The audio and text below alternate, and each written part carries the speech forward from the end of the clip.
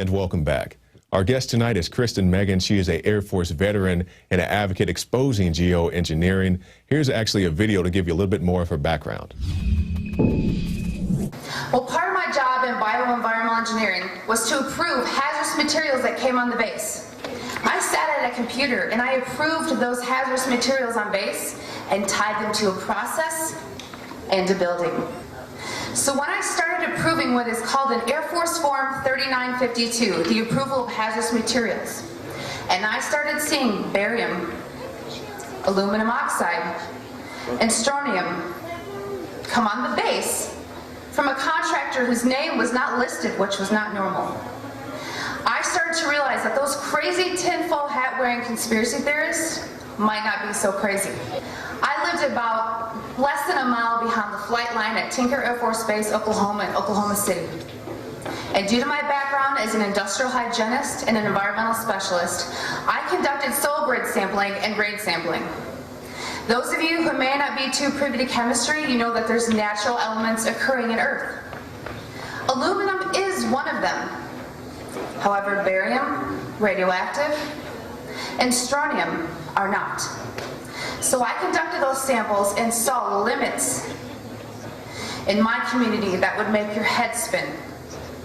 And I started to realize that those peers within my professional community that were trying to wake those of us in the military up were right. And joining us now is Kristen Megan. Thanks for joining us, Kristen. Well, hello. All right, Kristen, now we just watched that video of you at the Atlanta Festival. I believe it was the Atlanta Music Liberty Fest. Can you tell us what was going on out there and about what time was that? When was that? It was back in April. Actually, there's a group of organizers. I'm sure you might have heard about Paul Fest, you know, back last August. Well, there's a lot of liberty-minded, truth-minded events around the country that are put on randomly by different people. And they're all focused around speakers and musicians, and it's just a way for people to get together and kind of network and share information. So you'll have people there from different musical acts to, the architects and engineers for 9/11 Truth will show up. So yeah, I was a speaker at that event. I think it was in early April down in Atlanta. Now, I'm sure as a veteran, you got a lot of people, they respect you for your service, but they're kind of curious as to, why is she an authority on things such as geoengineering, and what would you say to those people? Well, some people are familiar with my background. I was in the Air Force 9 years, and my job was called bioenvironmental engineering. So if you're kind of familiar with what OSHA is and what the EPA is, our job is to kind of track all the exposures to both military and civilian personnel on the bases, both home and deployed. Part of that is to know all the constituents or chemicals that are used on base. So we would use a system where if you were ordering materials or chemicals, it went through a computer system, and we would have to tie those materials to a building or a task known as like a case file. And the reason for that was knowing what was brought on base, we could then say, oh, whoa, this is hazardous. These people need to be in respirators, or, they need gloves. So it was basically tracking employee exposures. So I wasn't really familiar with what geoengineering or chemtrails were at the time. So maybe we'll go into a little bit more, but that's how I got familiar with the constituents that were used, is because I would have to tie these materials to a task. And this particular constituents that were used in geoengineering were not tied to a task. Exactly. And I saw something that was very interesting to me. You talked about Tinker Air Force Base in that clip we just showed a second ago. And it's very interesting to me because I live in the state of Oklahoma. I've been there. My dad visits there regularly as an Air Force veteran.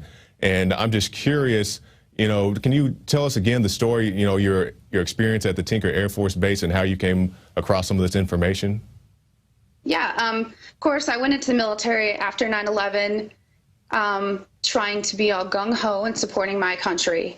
And, I went in around 2001, 2002, and I think it was around 2006 I actually watched Terrorstorm.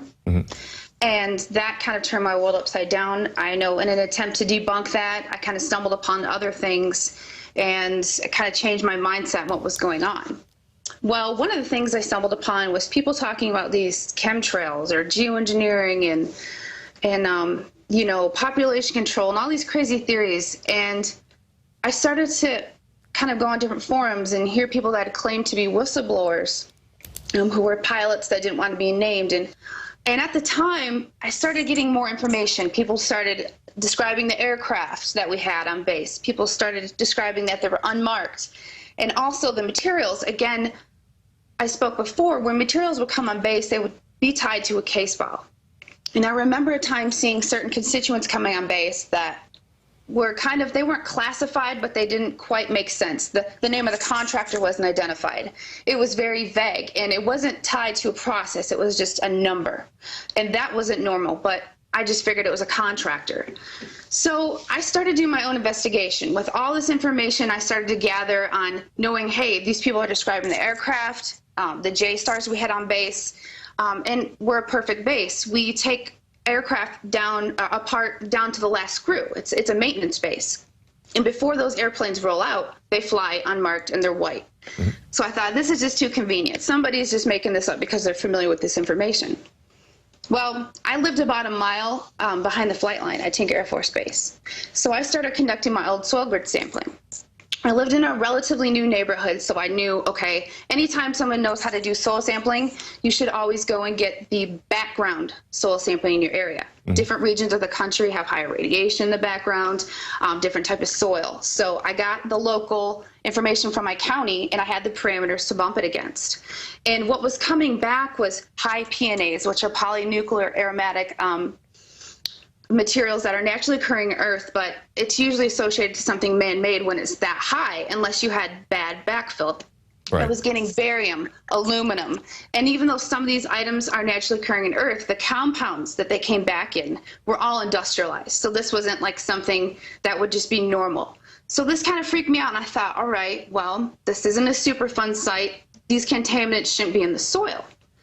So I just kind of Well, at that point, let me ask you just to interrupt for just 1 second. At that point, when you said these materials shouldn't be in the soil, what was your original thought? What was your conclusion as the original source?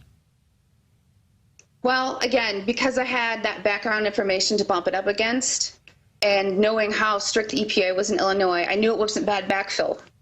There's nothing going on in my neighborhood. I immediately figured it was some sort of contaminant coming from the base. Mm.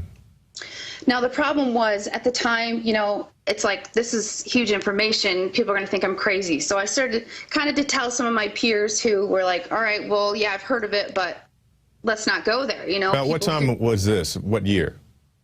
This was around 2007, 2008. Okay. Yep. Soon after that, I transferred to the other depot maintenance base, which is in Warner Robins, Georgia. There also, I started seeing the same things, not as far as the base approving those chemicals, but the soil samples were coming back the same. And then I started to do rain sampling and soil sampling. Just at, you know, I travel a lot, so I've even done them here in Chicago. And the same materials, different parameters, but if you were to do soil sampling, like say you're a contractor and you're installing a new underground storage tank, before you can dispose of that, the dirt that you just removed, you have to, each state has their own form that they have to fill out to determine if the soil is contaminated, because it has to be hauled off as special waste. Well, what I was finding in my soil would have been considered special waste. So the government should have done something. And I've contacted EPA in my region, and they have nothing to say about it. They had nothing to say. The EPA. No. So you're a veteran. You were active duty at the time? Correct. So you're active duty personnel in the United States military. You contact the EPA, and you already said your title. You're very familiar with these type of works, and they just did not care. Exactly. You know, I'm not just an average citizen. Part of my job was to do industrial hygiene and environmental quality assessments.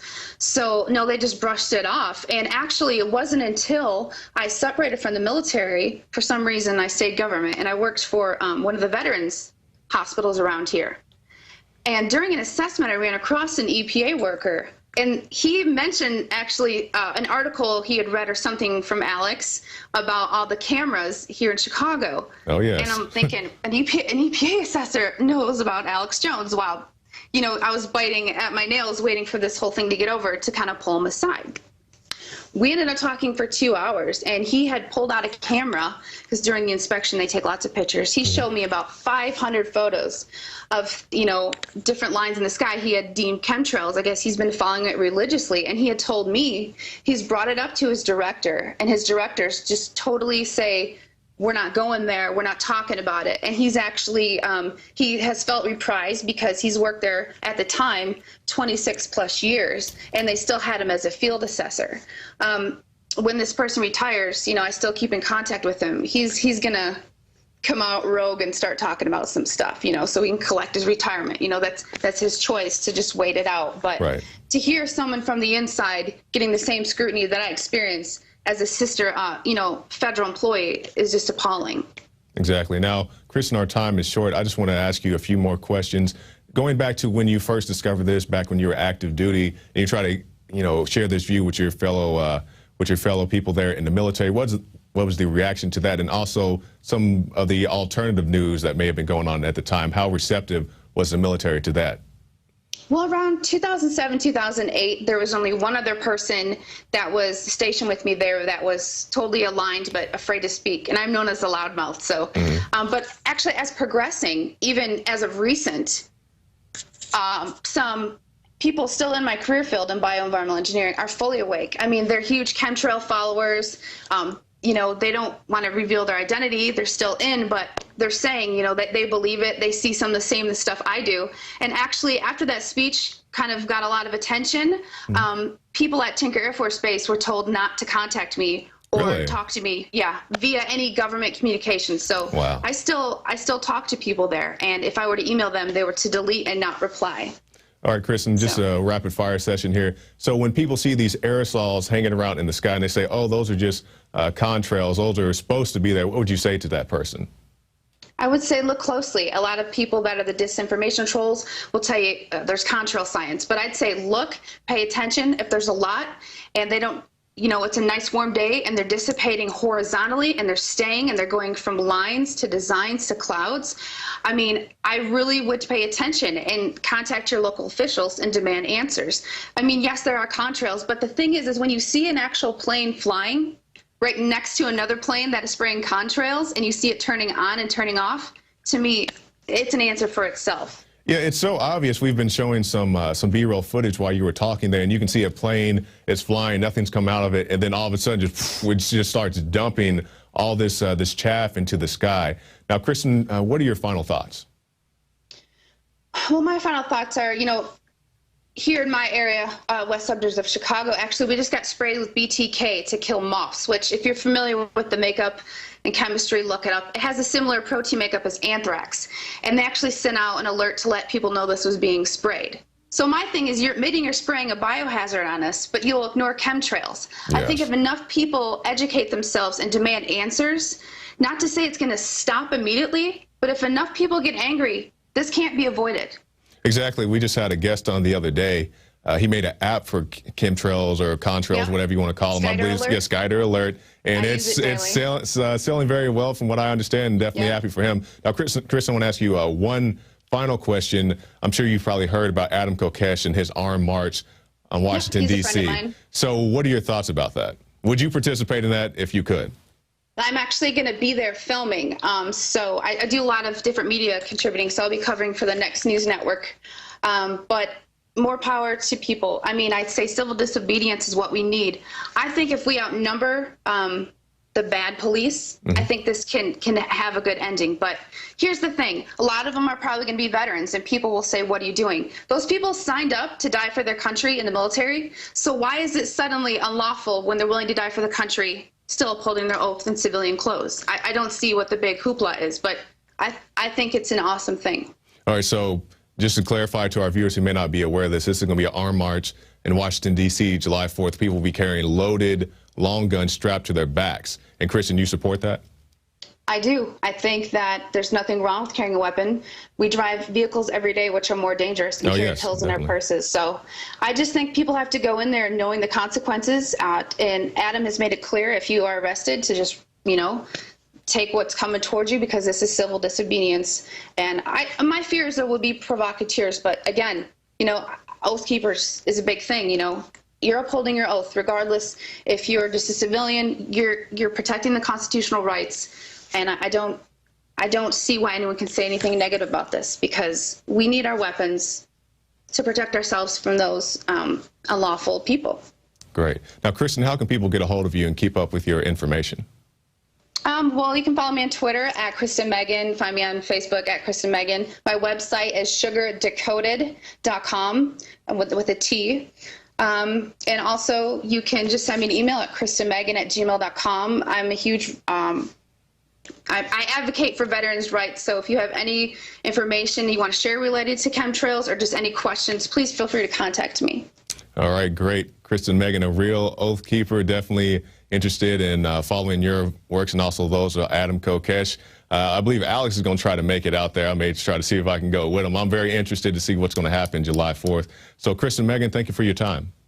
Thank you. All right. There she goes, a good oath keeper. I'm glad to see people actually keeping their oath, people who will not just march with guys like Adam Kokesh, but people who will go out and fight things that are not popular. Like she said, when she started back in 2007, 2008, you know, it wasn't popular to talk about this stuff, especially on the military basis, but more and more as she talks to more and more people, people are waking up. And that's what we need people to do, not just in the military, but in the police and everywhere else. If you're just a normal, everyday citizen, just get this information out to people. And a great way to do that is prisonplanet.tv. You can get yourself a 15-day free trial. You can share your username and password with up to 11 different people. And odds are you're not going to have 11 different people on there at all times. So just go and put it on your Facebook page. Hey, go check out my Prison Planet, and different people will log in at different times and get the information. And also, particularly Geoengineering and Chemtrails, you can check out our pack right here. We're going to show you here in a second. There it is right there. The Chemtrails Combo Pack. What in the world are they spraying, and why in the world are they spraying? Two great films, probably the best things we offer concerning chemtrails. You can see it right there for $34.90, and that's available at the InfoWars store. Well, that's it for this edition of the InfoWars Nightly News. I'm your host, Jakari Jackson, and I'll see you next time.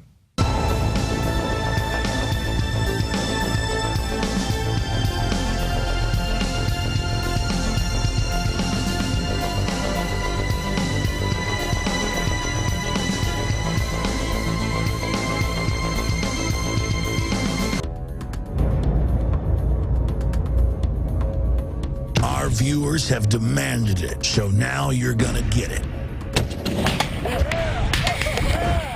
More pro-Second Amendment gun shows in the month of June.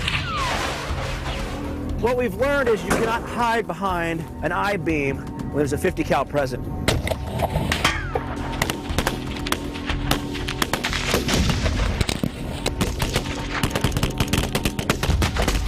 Brothers in Arms, 50 cal ammo review, and more. Coming in the month of June to the InfoWar.